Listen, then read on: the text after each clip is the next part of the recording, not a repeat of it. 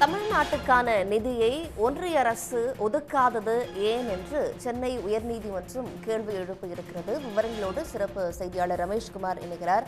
ரமேஷ்குமார், என்ன வழக்கில் இவ்வாறாக சொல்லப்பட்டிருக்கு? என்னென்ன விவரங்களை நீதிபதிகள் தெரிவிச்சிருக்கிறாங்க?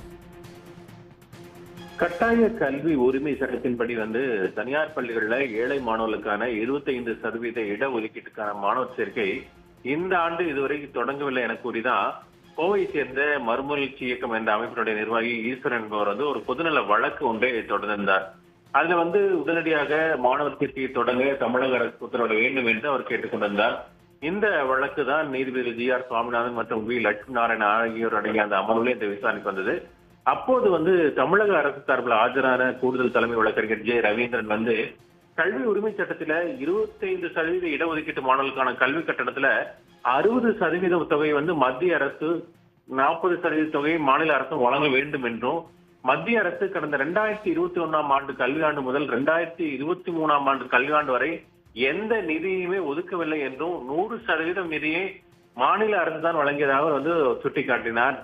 மாணவர்களுடைய கல்வி விஷயத்துல அக்கறை கொண்டுள்ள இருக்கக்கூடிய தமிழக அரசு மத்திய அரசு நிதி ஒதுக்கிவிட்டால் என்ன நடவடிக்கை எடுப்பது என்பது குறித்து முடிவெடுக்க மே 28ஆம் தேதி கூட்டம் கூட்டுள்ளதாகவும் அவர் அந்த தகவலையும் அங்கு நீதிமன்றத்தில் தெரிவித்தார்.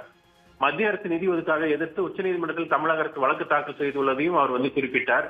தனியார் பள்ளிகளுக்கு வழங்க வேண்டிய தொகையை வழங்காதால் பள்ளிகள் பாதிக்கப்படுவார்கள் என நீதிபதிகள் குறிப்பிட்டு கேட்டபோது, இதே போல மத்திய அரசு ஏன் நிதி ஒதுக்கவில்லை என நீதிமன்றம் கேள்வி எழுப்ப வேண்டும் என்றும் கூடுதல் தலைமை வழக்கறிஞர் ஜே. ரவீந்திரன் நீதிபதிகளும் கேட்டுக்கொண்டார்.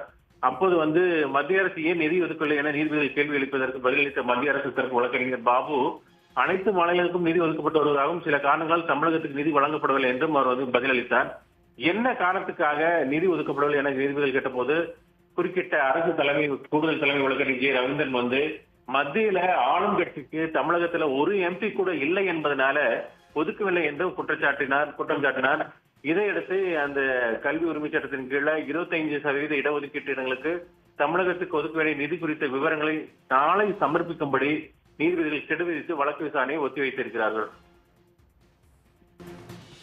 நன்றி ரமேஷ்குமார், விவரங்களை வழங்கியமைக்கு.